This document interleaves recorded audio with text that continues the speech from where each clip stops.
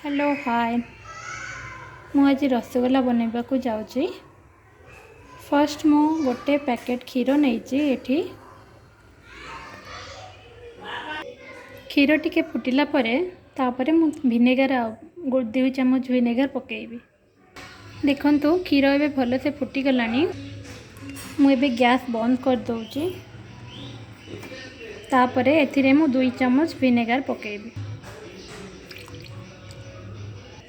देखंतु एमती आपण घांटी देबे टिके।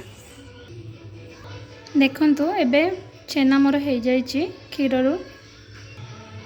मुझे क्षीर को यहीपरी गोटे छंकार छांकी देवी। देखंतु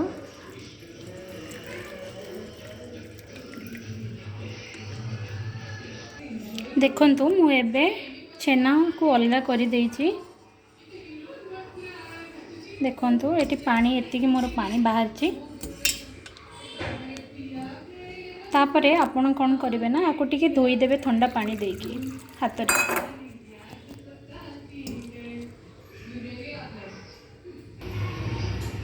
देखंतु मु एबे ताको अलगा कर देइछि और पानी सब बाहर जिबा दरकार। तापरे मु 2 ग्लास पानी नेइछि। एटी पानी रे चीनी देइछि और सेतिरे गुजराती गुंड पकेइछि। एबे ताको गैस ऑन कर देइछि। 10-15 मिनट पानीटा फुटिबा दरकार। देखंतु मु एबे हाफ स्पून रु टिके कम सुजी नेइछि। सुजीटा एइथपे नेइछि जे सेटा बाइंड करिया पे बहुत भलो। तापरे आकु गोळेई देबे आपण।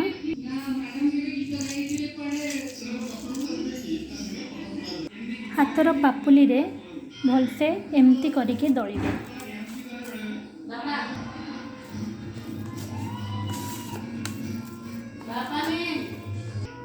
देखंतु ये पानिया पानिया भाया टिके लगुच हाथ को। फिर भी आपण भाविबेनि जे मोर एटा खराब हो गला कहीं ना आपण भलसे एमती चकुड़ंतु। चकुड़ला परे आपन को ठीक लगे। जदि भी सेटा पानिया हो जाइथिबो तथापि आपण भलसे ताकू गोल करदेबे। तो से मिनिमम 15 मिनट आपण को एमती करिके पापुली रे दळीते पड़िबो भलसे। देखंतु मोर एटी पूरा पानिया हो जाइछि। मु तथापि एइथिरे ही करिवि। देखंतु आपण एमती भावे करदेबे ताको आपण को इजी हबो। छोट छोट एमती हाथ रे एमती करिकी आपण गुळा करिवे ताको पूरा गोल गोल करिवे। एठी आपणकर ब्रेक एटा आपणकर न भांगी जिबा दरकार। देखंतु एठी मोर 6टा हेजी गोटे पैकेट क्षीर रे। मु आको भलसे गोल गोल कर देइछि। एबे हाई फ्लेम रे आको रखिछि। एथिरे मु गुजराती गुंड आ चीनी एवं पानी मिसैछि। एटा भलो भाबरे फुटिले तापरे मु रसगोल्ला को जहाँ गोल करछि ताको मु एठी पकेई देबी। बट पानीटा भलो भाबरे फुटिबा दरकार। देखंतु मोर एठी पानीटा भलो भाबरे फुटी जाइछि। मु एबे गोटे गोटे करी रसगोल्ला को पकेइबी। देखंतु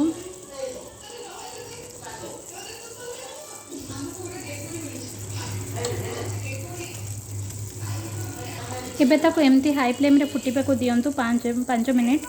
आउ पर गोटे कवर दे दियंतु। मोर एठी एबे गोटे मिनिट हो जाइछि। देखंतु केते बहुत बढ़िया से रसगोल्लाटा फुलुची। आपण देखि पारुथिबे किछि भी मोर भांगी नाही रसगोल्ला।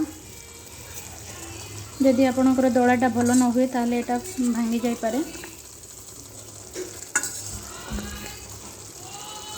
मोर एटी 2 मिनिट रु अधिक हो सारी। देखंतु रसगोल्ला केते बहुत बड़ बड़ हो जाइछि। आपण देखि पारुथिबे। देखंतु मु फास्ट जेतबेले देखैतिले ता साइज टिके कम थिला। एबे देखंतु फुलिकी बहुत सुंदर लगुची हो जाइछि। भलसे हो जाइछि रसगोल्ला। देखंतु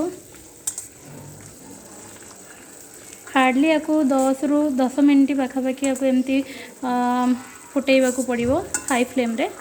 तापरे आपण बंद करि पारंती आपणकर गैस। आ एटा ठंडा हला जे एमती रखंतु। तापरे आपण खातु देखिए केते बहुत बढ़िया लगे।